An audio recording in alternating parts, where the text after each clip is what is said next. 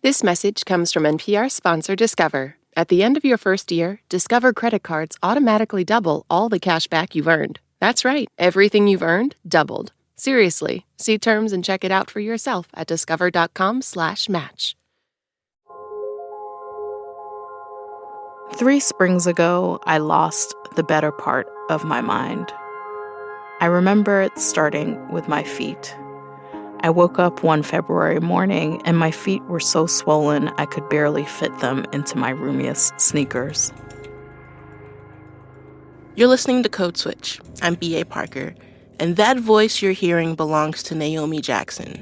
So I'm Naomi, and I'm a writer born and raised in Brooklyn. A few years ago, she wrote an essay for Harper's magazine titled Her Kind, on losing and finding my mind. She wrote it as a way to come to terms with her mental illness. I was diagnosed with bipolar disorder in 2018, and it really upended my life. I wasn't sure what it meant for me. I didn't know if I would be writing anymore. I lost my job. Just a lot of the things that I had assumed about myself and the way that I was moving through the world really were transformed by that moment. Bipolar disorder is a lifelong condition. It causes intense shifts in mood, from periods of mania to episodes of depression. And it often runs in families, which was true for Naomi. Now, May is Mental Health Awareness Month, so for this episode, we asked her to come in and read from her essay.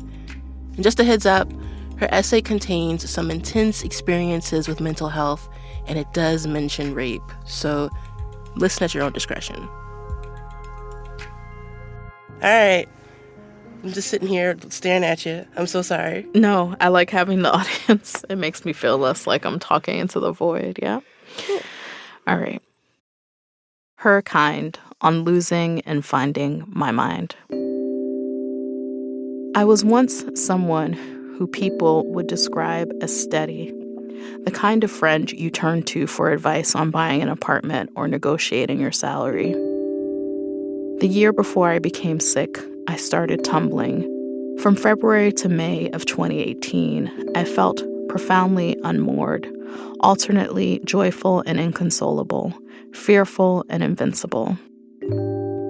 I had never felt so free or so impulsive. My whims and emotions led me. My feelings were snakes that whipped me around. Some days, having a cigarette and a cup of coffee from the bodega, light with milk and 1 teaspoon of sugar, was the only thing that could cheer me up. What the world saw most was my rage. I'm typically a mild-mannered person who's slow to anger, patient to a fault, a pushover even. I hate confrontation, but that spring, I was furious. It was as if the weight of every unsaid thing and every unaddressed slight had built up in my body and was being released in one intense burst. I was mad, and I had a lot to say. A wrong look or word was an invitation to spar. I cursed people out across boroughs.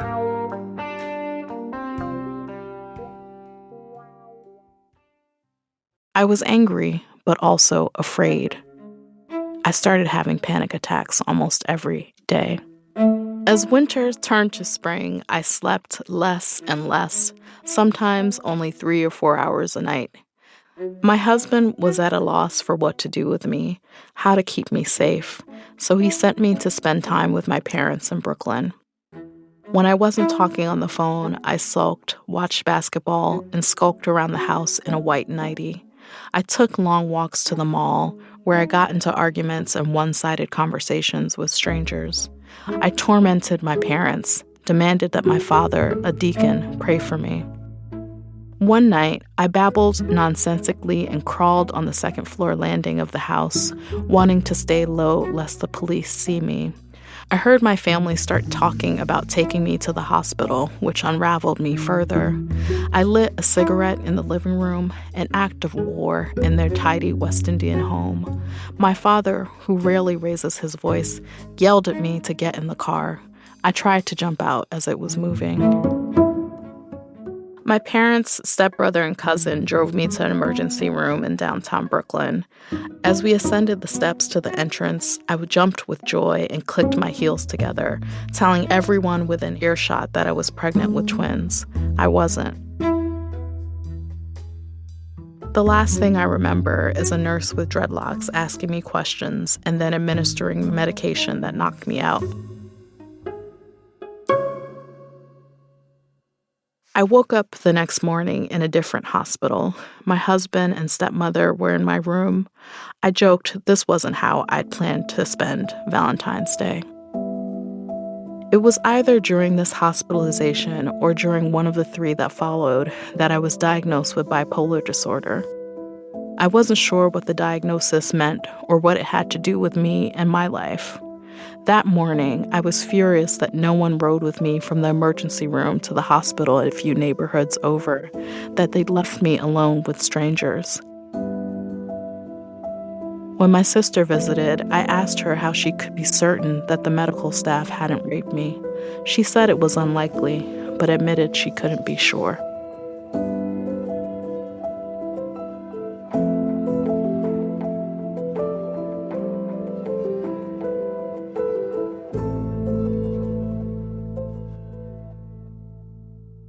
I read in another piece you wrote that one of racism's subtlest legacies is to make it harder for Black people to know when our fears are rational. And I can imagine when you woke up in this strange hospital and had just been diagnosed with bipolar disorder, that you were probably really disoriented. And as a Black woman, those fears you were feeling are backed by history.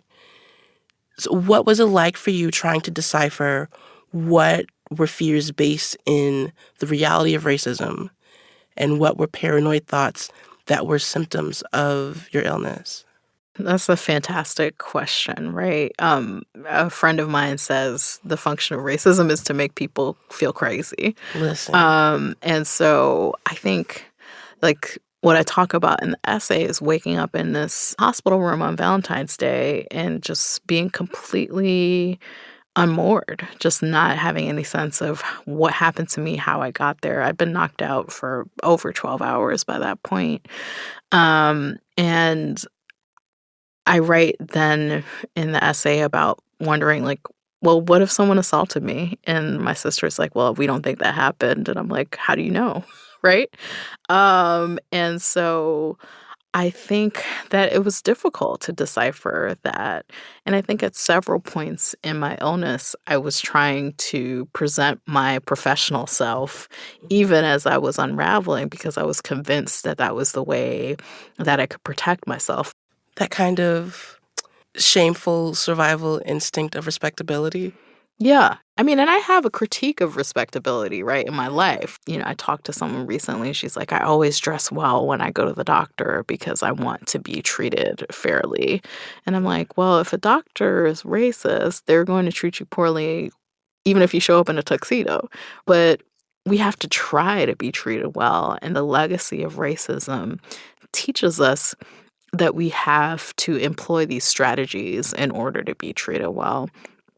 When I was in the hospital for the longest period, for 2 weeks, I think I felt like maybe if the doctors knew that I'd published a book, maybe if they knew that I was smart in some way, then they would speak to me with some respect and treat me well. And maybe I'd even get out quicker. In 1972, my beloved maternal grandmother was admitted for the first of many times to the psychiatric hospital in Barbados known colloquially as Jenkins, after the former plantation on which it sits. Everything that is old is evil in Barbados, someone once told me.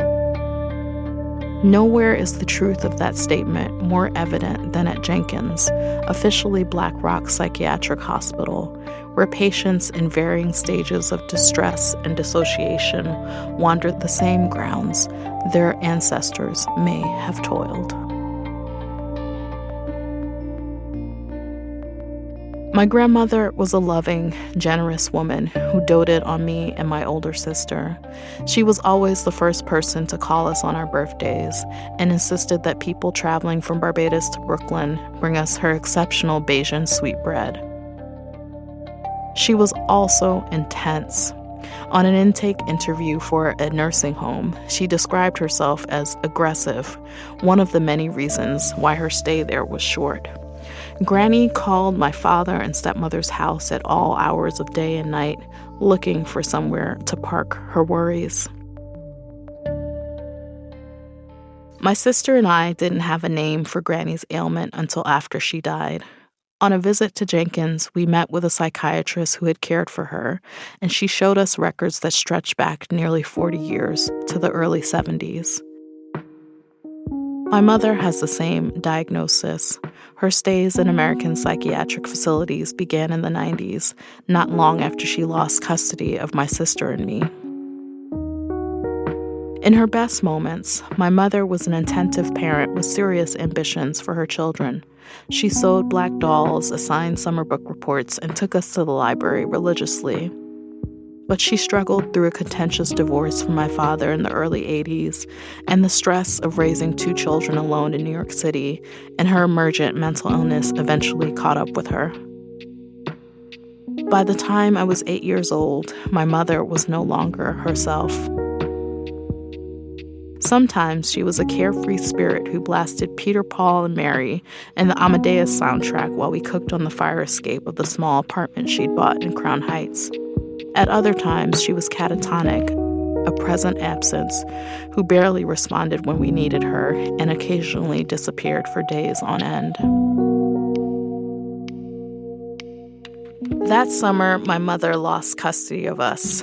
I will forever feel guilty for telling the family court judge the truth when he asked which parent we wanted to live with.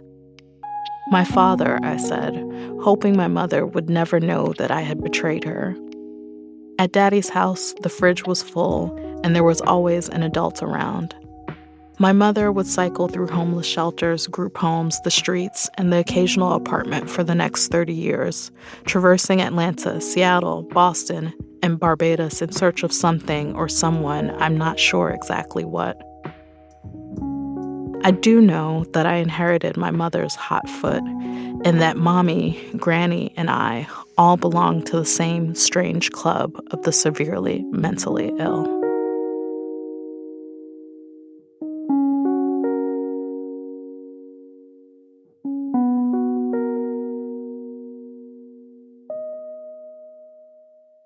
Coming up, more of Naomi Jackson's story.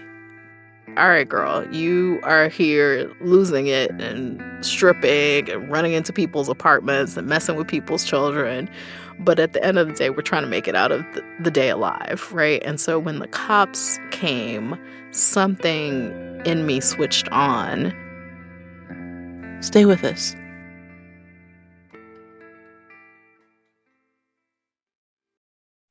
This message comes from Apple Music Classical, a new app that elevates your listening experience like never before. Enjoy a catalog with over 5 million tracks and find just the one you want with a powerful new search. You can even Shazam classical music pieces playing around you, then locate them directly in the app. Save your favorites, explore expert recommendations, and more. Apple Music Classical is included with select Apple Music subscriptions, now in the App Store.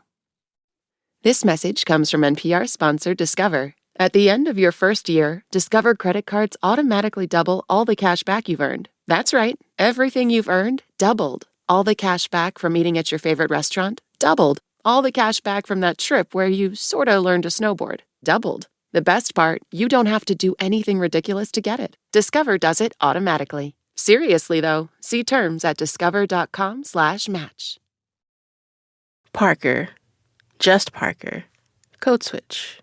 We've been hearing from Naomi Jackson about being Black and having bipolar disorder in America. Here she is again, reading from her essay called Her Kind on Losing and Finding My Mind. One day in February 2018, I almost lost myself. It was unseasonably warm. I left the house in the early afternoon, the front door wide open behind me. I wore a black dress coat that I bought in France on top of a matching soccer jersey and pants that my husband had given me. As I walked up the Bronx's 3rd Avenue, I became taken by the idea of trying to prove how difficult it was for a woman to use the bathroom. I asked to use the toilet at a dry cleaner, a day spa, and a State Farm agency, making scenes each time I was refused, sometimes claiming I was pregnant to see how far I could push the experiment. When I grew tired of the game, I stopped for a slice at a pizzeria, where I met a nice black woman and her little girl. The woman had just picked up trophies for a soccer program she ran with her husband. She told me all about it as we walked 20 blocks north into a neighborhood I'd never visited before. Along the way, I yelled in French at a Togolese man. I could tell that the woman was worried about me, and perhaps a bit afraid, but she was kind. I bid the woman and her daughter goodbye. I had what felt like an endless fount of energy. I wanted to play. I saw a pit bull I liked and followed the dog and its owner into a building that I later found out was a homeless shelter. I walked to the top floor and rang a few doorbells. No one opened up. I ran outside where I saw a few kids. I introduced myself to one of them, who looked to be about 8 years old. Within a few minutes, we were shadowboxing. I asked him whether he knew about Muhammad Ali and Malcolm X, quizzed him between feints and jabs until we both grew bored. I told the boy that President Obama was going to officiate my wedding that evening on the Harlem River and that Rihanna would be performing. I told him he should come along and bring his crew. A dozen kids amassed to follow me. Then they realized that I was lying. The mood changed. One of them, the oldest, cursed me out and chased me. I ran, weaving between parked cars, yelling back at him. I avoided a fistfight only because someone mercifully called the kids back inside. I headed to the Cross Bronx Expressway. I thought that the United Nations was in session, and I was convinced I saw Robert Mugabe. Suddenly, I was unbearably hot. I stripped, peeling off my layers until I wore only a white tank top and green sweatpants.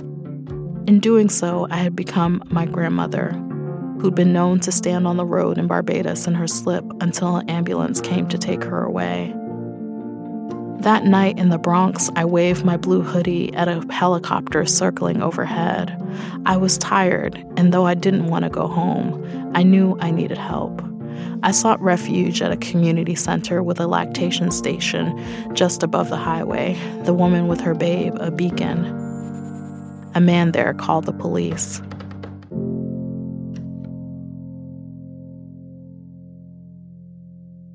I had enough presence of mind to know to be afraid when the cops arrived. I knew that when mentally ill Black people spiraled, sometimes they didn't make it out of encounters with the police alive. In 2012, Sharice Francis took her last breath in her Jamaican parents' Queens basement after she was tackled by 4 police officers. In 2013, Miriam Carey, a Black woman with postpartum psychosis, was killed by police officers after driving her car into a restricted area near the White House. Her 13-month-old was in the back seat. In March 2020, Daniel Prude was pinned to the ground and died of asphyxiation after the police stopped him as he ran naked through the streets of Rochester. And that October, Walter Wallace Jr. was gunned down in Philadelphia while his wife tried to stop the cops by telling them he was mental.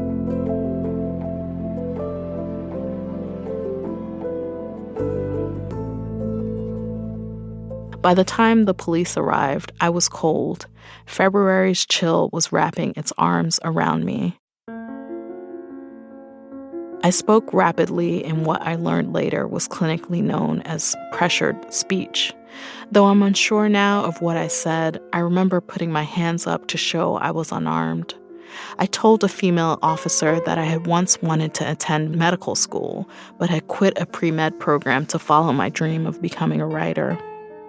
Even as I unraveled, I tried to present my most well-mannered professional self, hoping that my credentials might protect me.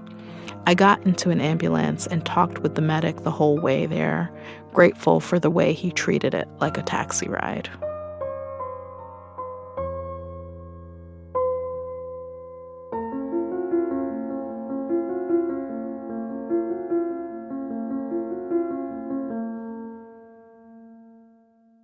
In that moment, when the police were called, you were aware enough to understand that your life was in danger.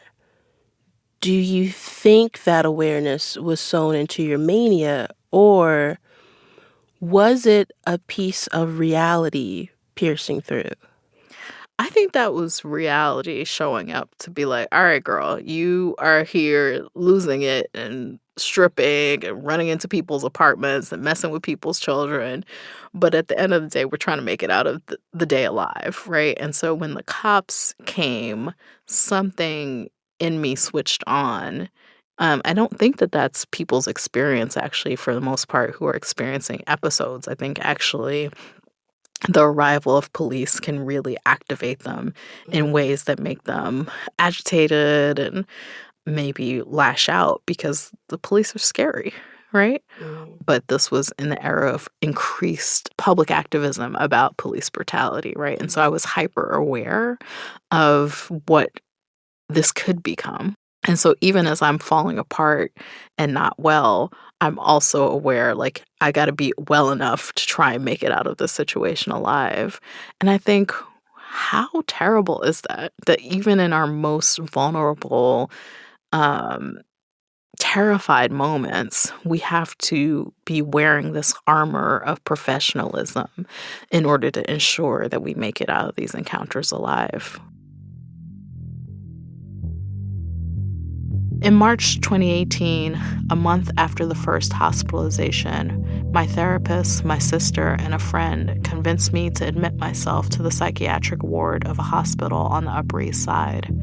I arrived with a stuffed overnight bag, shaky and afraid of nearly everything.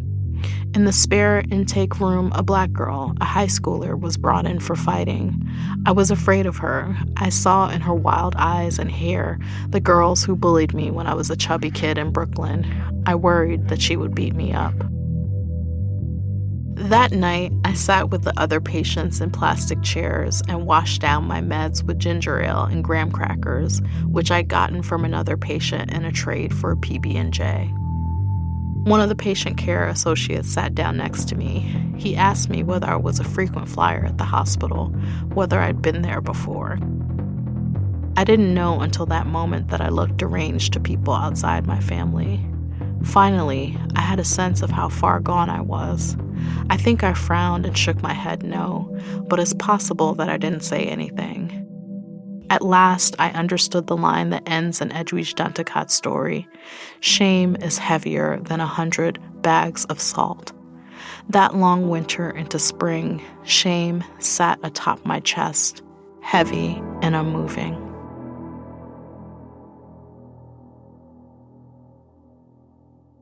Shortly after I was released from the hospital, my mother came to visit. She had moved back to New York City the year before, leaving a stable but imperfect living situation in Boston to start over again in the city's Byzantine shelter system. It had been months since I'd seen her, a year since she told me over a lunch I could barely afford how little she thought of my yuppie novel. We walked in circles around my block. We shared a cigarette. She was the first person to accurately describe the way that a coffee and a smoke takes the edge off the emotions swirling inside me. When we spoke that day, we didn't say the word bipolar or mention the diagnosis that belonged to her. I'd never acknowledged my mother's illness to her directly. She is fiercely proud and private, like my grandmother and my sister. There is dignity in allowing ourselves to be more than the clinical language that describes how our minds work. I believe she asked me how long I was in for. We knew without saying it aloud how much being on a psych ward felt like being in prison. Since then, I have been on a steady, slow journey back to myself, or more precisely, towards someone new who resembles the person I was before.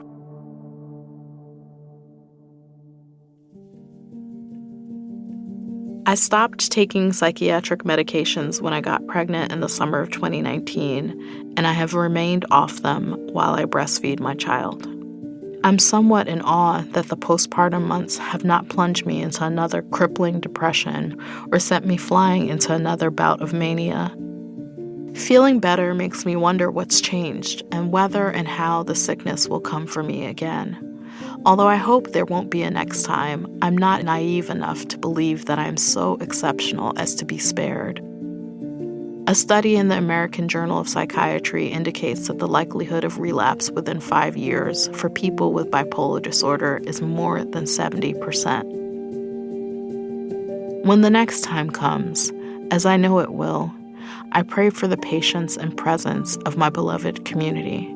I pray that I will not alienate my friends and family, that they will still want to walk with me, sit with me, listen to me.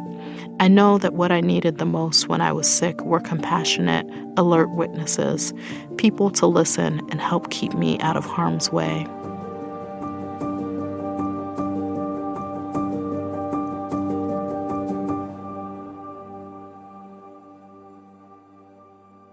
As you're going through all of this, you have a baby.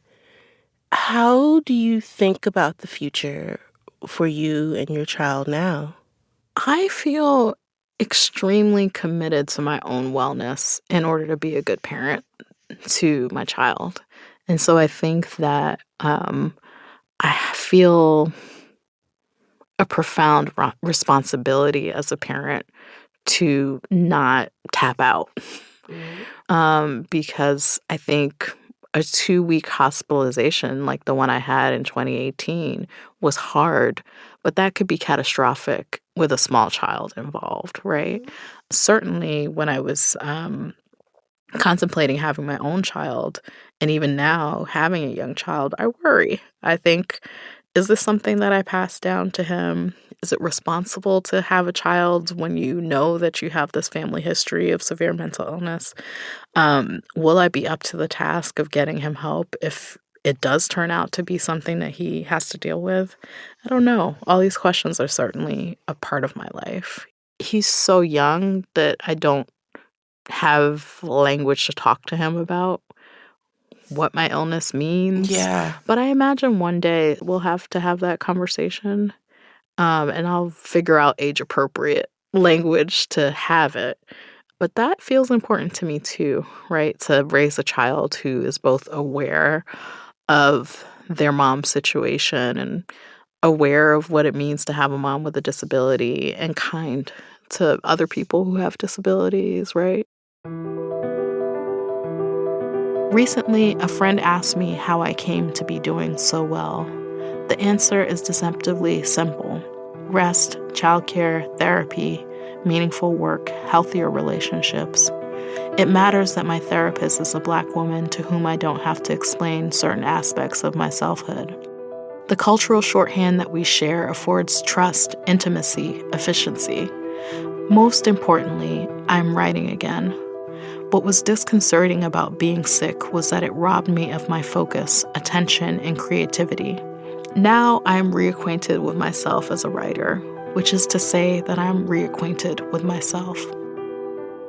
Since the birth of my son in February 2020, I have been writing with ease and urgency for the first time in years. I am almost scared to say so lest I jinx it, but I am even more scared to stop writing. I have been working 6 days a week. I know that just below these heights of creativity, there is a winding staircase that leads to mania. Still, I write as if I may never write again. I want to get it all down, in case my mind betrays me. Let me say one last thing.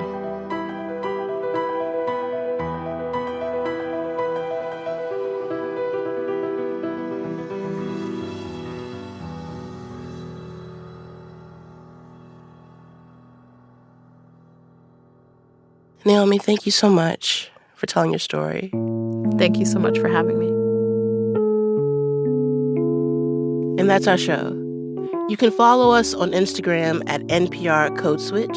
If email is more your thing, ours is codeswitch@npr.org. And subscribe to the podcast on the NPR One app or wherever you get your podcasts. Just wanted to give a quick shout out to our Code Switch Plus listeners. We appreciate you and thank you for being a subscriber. Subscribing to Code Switch Plus means getting to listen to all of our episodes without any sponsor breaks. It also helps support our show. So, if you love our work, please consider signing up at plus.npr.org/codeswitch. This episode was produced by Kamari Devarajan. It was edited by Courtney Stein. Our engineer was Robert Rodriguez. Episode art was designed by L.A. Johnson. A big shout out to the rest of the Code Switch massive: Dahlia Mortada, Jess Kung, Christina Kala, Jean Demby, Steve Drummond, Lori Lizaraga, Verlyn Williams, and Leah Danella.